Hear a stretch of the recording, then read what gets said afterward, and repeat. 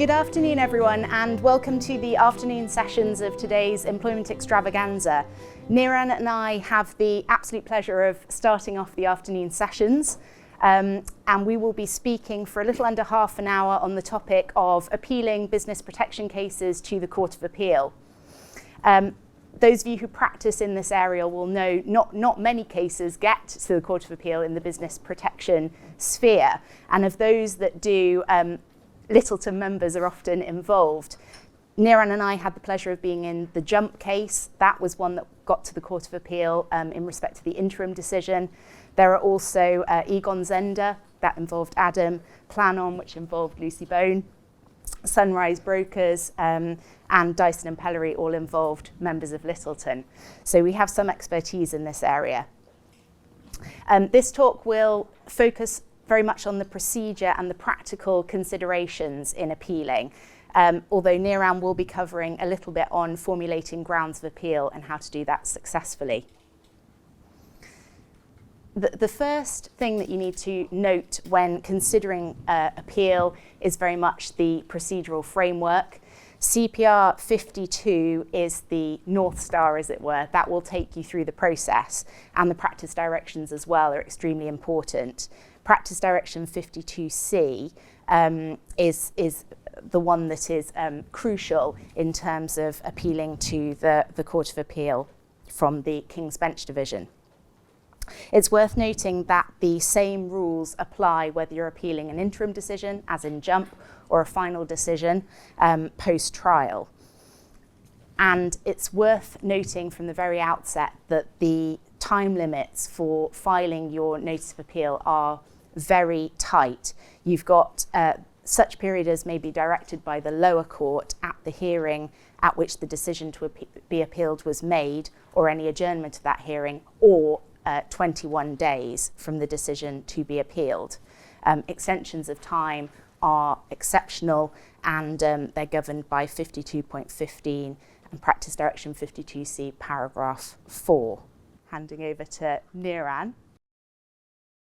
Afternoon, everyone. I'm going to give some practical tips on looking at the judge's reasoning when you're looking at formulating grounds of appeal. But first of all, to start with the most basic point, but what is the decision that you're appealing? Obviously, when a court makes its decision, it will give a judgment with its reasoning, and there'll be an order that follows that with the injunction, often from an agreed draft between the parties. The appellant's notice, the document that kicks off the appeal to the Court of Appeal, creates a bit of confusion because it says, please set out the order or part of the order you wish to appeal against, which suggests that you need an order and that you're appealing the order. But in a number of cases, it's been stated that the function of the Court of Appeal is to deal with orders, judgments, or more generally, determinations. The White Book talks in non-technical terms about dealing with the result or the outcome. And one of the textbooks in the area puts the point even more strongly when it says an appeal may raise a live issue even though the appellant does not seek to change the order of the lower court per se. So in another case that Sophia and I did together where we appealed but the case then settled, Dare and Hikmet, we appealed a factual finding that was nothing to do with the order on liability but could potentially affect the remedies determination that was going to be fixed for a separate trial. So turning to the practical points I wanted to flag up. So far as interim hearings are concerned, everything, as you know, operates at some pace because there are commercial imperatives often to stop the defendants from doing whatever you want to prevent them from doing. And that means when judges give judgments at interim hearings, judgments are almost always extempore, given on the day, rather than more considered and in writing later on. The Court of Appeal in Plan On, Lucy's case, said this about extempore judgments at interim hearings in this area. The court said, I make due allowance for the fact that the judge gave an extempore judgment on the day of the hearing, and for the pressures which giving judgment at the end of the contested application for an injunction of this kind do impose on a judge. It is an inevitable consequence of those pressures that the structure, clarity and polish of a judgment can suffer. So that leeway is given to judges.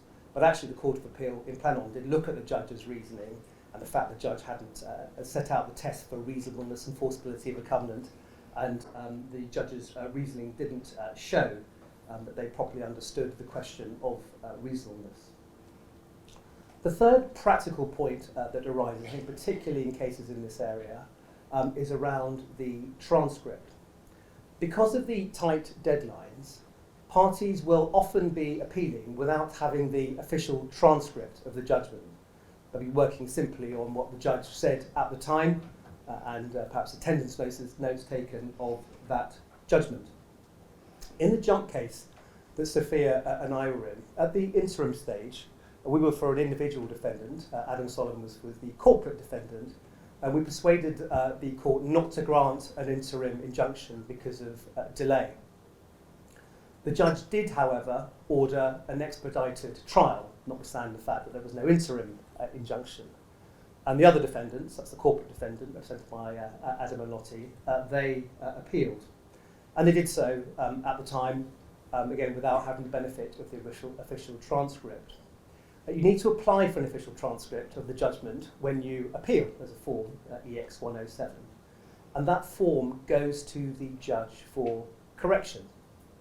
And when we got the official transcript, the reasoning in the judgment had been added to by the judge, making points which hadn't been articulated in the course of giving oral judgment.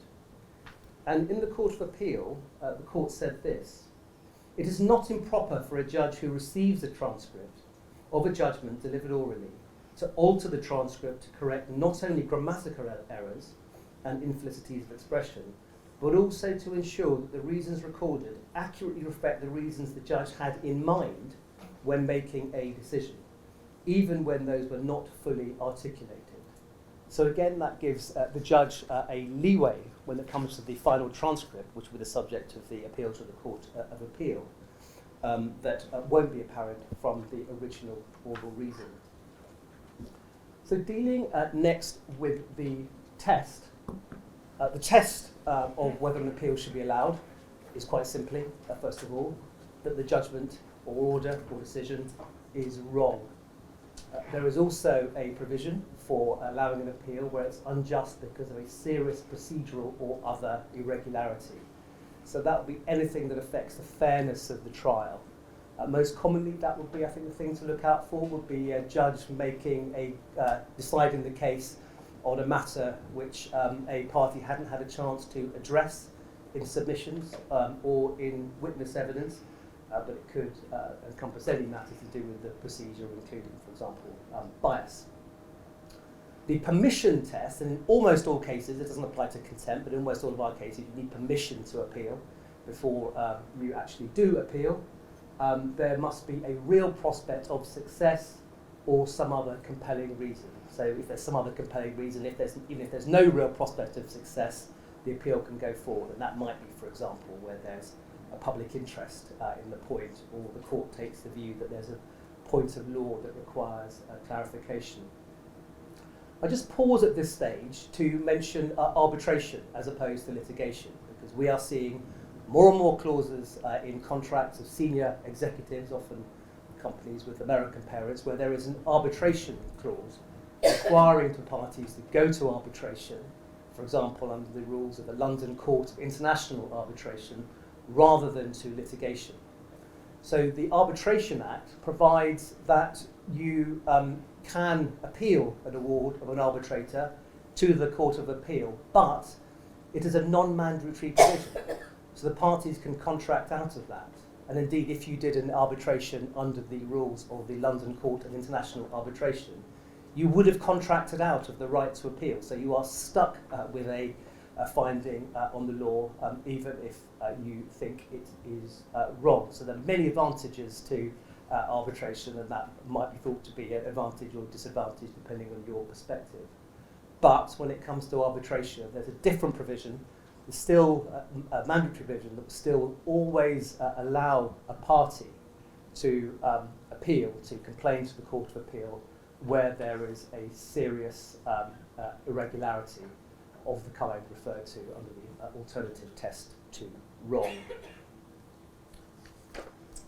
So I'm going to look at some of the case law in this area, and as Sophia said, there's not very much. So look at what's meant by wrong. Wrong is the test, so I'm not trying to put a gloss on that, but I'm just really can divide the cases in this area into broadly 4 heads that you might have in mind when you're poring over a judgment to ascertain whether the judgment is wrong. Firstly, and most obviously, it's where there's an error of law. So that would apply to the interpretation of the covenant. So in Sophia's, in my case, the court found that there was an implied limitation on a backstop within a restrictive covenant. So that was a point of law that's amenable to appeal on that basis. Also applied to the reasonableness of the covenant. And I refer to a couple of other cases there that you'll be familiar with. Egon Zender, appeal in relation to the blue pencil doctrine, and Sunrise Brokers, which provided that parties can be kept, the employee can be kept to a notice period, even when they're not being paid if they're refusing to work. So much for points of law. When it comes to matters of discretion, it's a little bit more difficult. Again, in our jump case, the appeal, one of the grounds was on the basis of granting the expedited trial. That is a case management decision. Case management decisions are matters of discretion. And the Court of Appeal said this in jump. Absent a misdirection in law or some procedural unfairness or irregularity, and unless the judge took into account irrelevant matters or failed to take account of relevant matters, the court will only interfere with such a decision where it is plainly wrong in the sense that a decision which has exceeded the generous ambit within which reasonable disagreement is possible. And that phrase, generous ambit, appears in a number of cases considering discretion, which makes it harder to appeal on that basis. So Planum, for example, was considering the balance of convenience, where there's no wrong or right answer, but you're looking at the factors which go to that conclusion. And also the case of Dyson and Pellery, in which Sam Neiman of these chambers appeared. That was a case where they said the court hadn't, it concerned the discretion to grant the injunction in the first place, at trial this was. And it was argued by the appellants that a particular factor, which was the fact the defendant hadn't given undertakings, had offered undertakings, hadn't been taken into account. The Court of Appeal accepted it hadn't been taken into account, but said it wasn't significant because it wasn't about his intention. It was about whether he would make inadvertent disclosure information rather than deliberate. So that factor has to be significant. It has to affect the outcome when you're looking to find grounds on which to appeal a matter of discretion. Appealing issues of fact, even harder. Hard to establish because the appellate courts usually give quite a lot of weight to the trial judge assessments of evidence and witnesses, as you will all know. So in Dyson and Pellery, which concerned an individual going from Dyson, which was at that point looking at whether to make electric cars, to Tesla, there was a question mark over whether or not the defendant was would be competing at Tesla with Dyson. And appealing on that point, the appellant got this from the Court of Appeal. In my judgment, the question of whether Dr. Pellery's activities at Tesla will be such as to compete with the business of Dyson required the making by the judge of an assessment in the nature of a finding of fact. He had to make it on the basis of the evidence he had read and heard. He plainly had careful regard to the evidence, including the technical evidence. The defendant's submissions did not persuade me this court is in any position to second guess the judge on his conclusion in this respect or to substitute a different finding. He was, I consider, entitled on the evidence to make the finding that he did, and I would not disturb it. Another point made in Dyson was that the judge hadn't properly addressed the confidential information which underpinned the covenant, which was relied on to show its reasonableness. And in rejecting the ground of appeal, the court drew a distinction between appeals on challenging the correctness of a fact and appeals which challenge the in a sense were asserting the judge hasn't given reasons.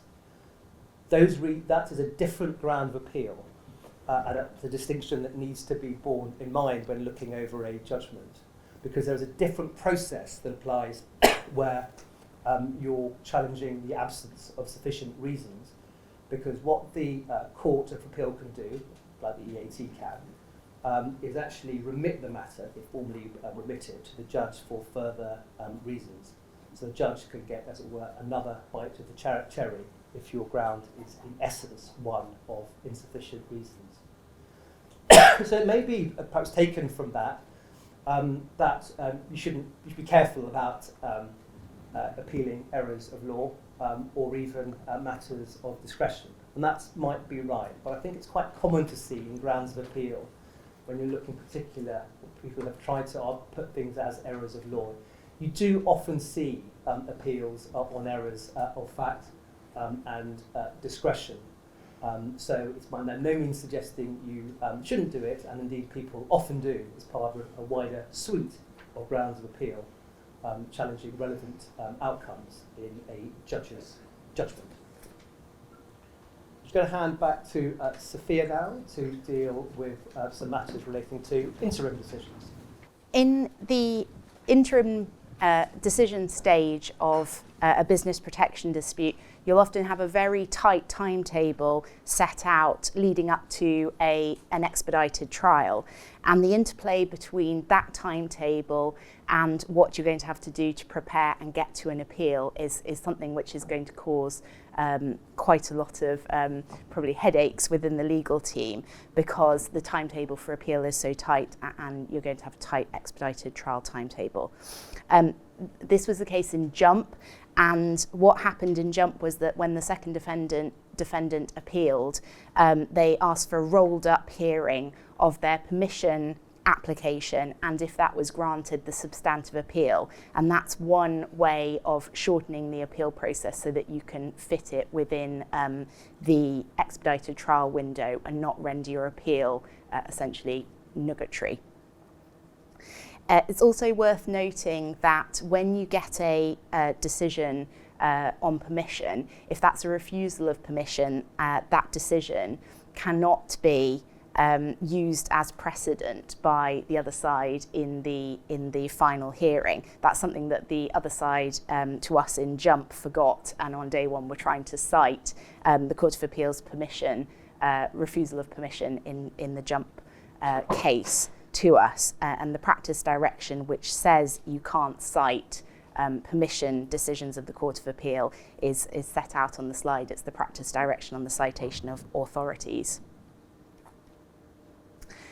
Appealing a final decision obviously has different issues that need to be considered, and one is the interplay with final orders. If you are the losing party and you're for an individual, that individual is going to be subject to perhaps springboard relief or perhaps a confidential information covenant, and you may wish to look for expedition of your appeal, because if you don't get that expedition, essentially the client will be kept out of the market, and even if you do get a success before the Court of Appeal, that's going to be of no value to your client if it comes too late down the line.